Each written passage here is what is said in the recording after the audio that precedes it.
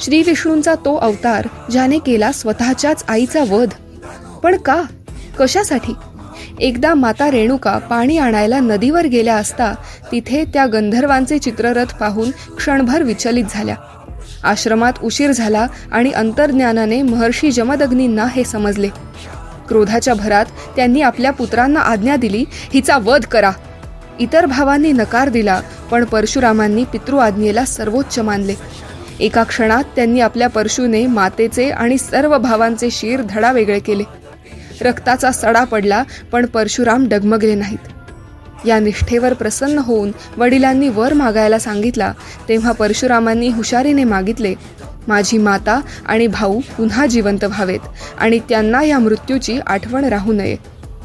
पितृभक्ती आणि मातृप्रेम यांचा हा एक अनोखा संगम होता. ऐका हो ऐका मराठी पॉडकास्टच्या पुढील अपडेट जाणून घेण्यासाठी आमच्या चॅनलला सबस्क्राईब करा व बेल आयकॉन प्रेस करायला विसरू नका. धन्यवाद.